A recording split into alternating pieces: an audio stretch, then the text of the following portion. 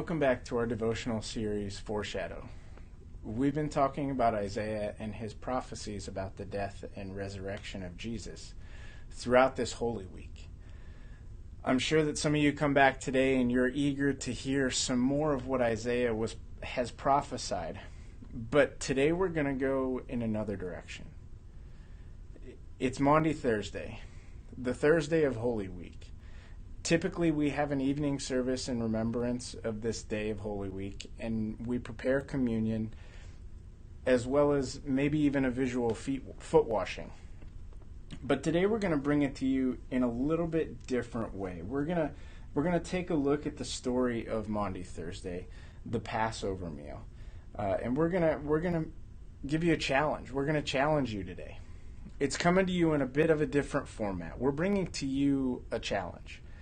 As we look at this day in Jesus' journey, Jesus calls in his disciples to share a meal with them. And as we look in Matthew chapter 26, verses 26 through 29, it says, "While they were eating, Jesus took bread, and when he had given thanks, he broke it and gave it to his disciples, saying, 'Take and eat, this is my body.'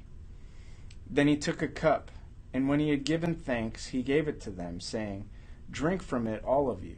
This is my blood of the covenant, which is poured out for many for the forgiveness of sins.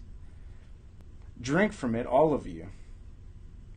This is the blood of the covenant, which is poured out for many for the forgiveness of sins. I tell you, I will not drink from this fruit of the vine from now on until that day when I drink it new with you in my Father's kingdom.'"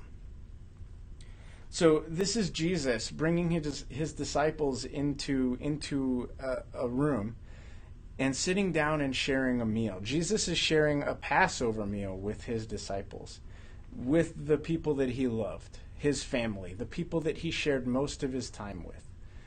The Passover meal was a remembrance of the final plague of Egypt in the time of Moses.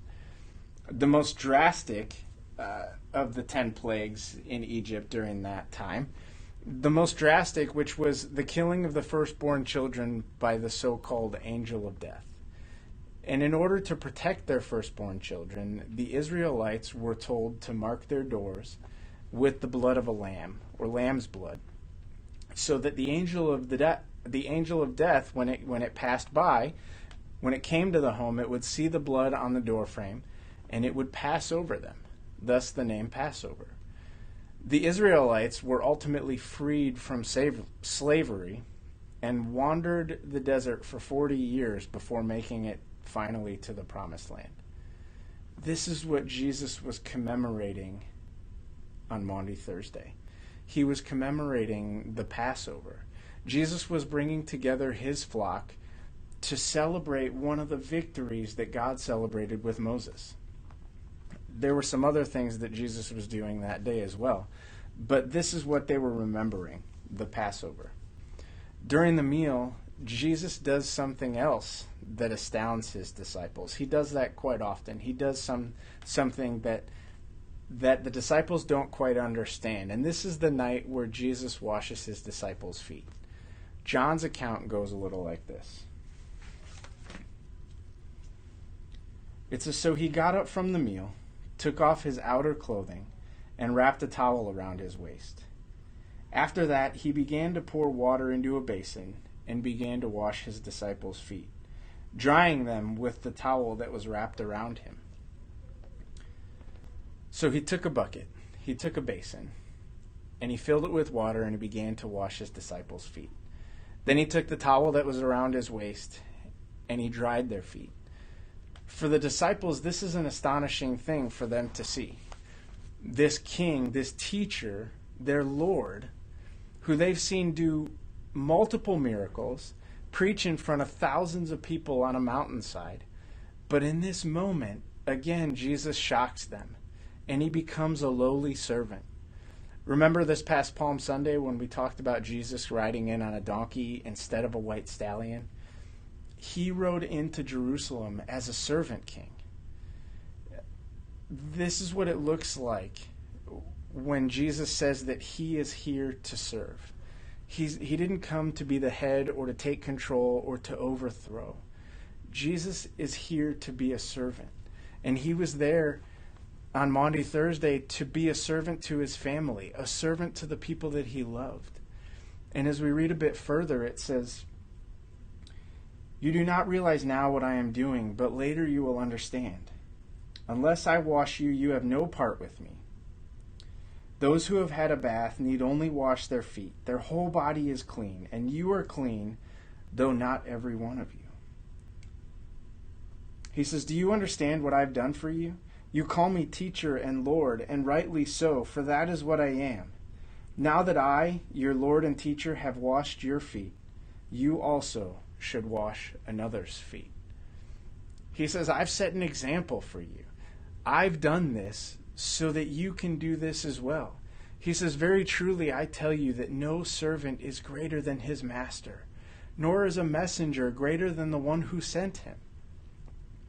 What Jesus is trying to do here is trying to tell us and to tell his disciples is that we are to serve one another. The disciples were to serve one another. He's saying that we should humble ourselves as a servant would before a master and serve the people that we love and the people who need it. And that's my challenge to you today. As we celebrate this Maundy Thursday and as we continue to go through this Holy Week, as I've been thinking about Holy Week and the things that we're unable to do during this week because we're quarantined and we're dealing with social distancing, we can't even meet here today on Maundy Thursday, which stinks. But I realize that there's an opportunity today for us to humble ourselves and to share this story in a much different way than we ever could if we met here for worship on Thursday night. And that message is something that I want to challenge you to share with the people of your household, with the people that you are close with. If we were able to meet here today, we wouldn't be able to do this. I wouldn't be able to ask us to do this because it would probably take too long. So I challenge you today to prepare a meal for your household. If you're with family members, make sure that you prepare enough for everybody. Prepare a meal, prepare dinner, and share that meal together. If you're alone, prepare a meal for yourself. And whether you're with family or you're alone at home, I want you to share this meal with God. Share this meal a little bit differently than if you were just having a traditional meal. Share it in a state of prayer with God. Be in a spirit of prayer.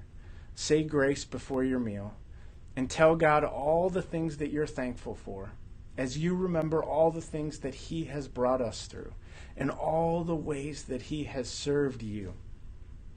I pray that he shows you an opportunity to serve this week, this Holy Week, and this Easter season. During your meal, continue to be in a spirit of prayer. Just as Jesus was with his disciples, allow Jesus to be present for your meal on Maundy Thursday. And then after your meal is the hard part. After your meal is over, I want you to grab a towel, and I want you to grab a bucket, and I want you to wash your family members' feet. I know this isn't the most exciting thing to do, but if Jesus did it for us or Jesus did it for his disciples, why can't we do it for the people that we love? And then I want you to share this experience with your family. Jesus made himself the least of these. We need to do the same. Be the least so that we can be first in his kingdom. He came not as a warrior king, but he came as a servant king. Today I pray that you humble yourself enough to be a servant just as Jesus became a servant to his people. The mighty God in human flesh, making himself less so that God could be shown as mighty. Jesus came, and as we take these steps through Holy Week, eventually it gets to a point where he dies for us. And the least that we can do is what he asked us to in these scriptures, and to follow in his footsteps. So I pray that you wash your family members' feet, and then you share with us what that's like. Be in a spirit of prayer during your meal.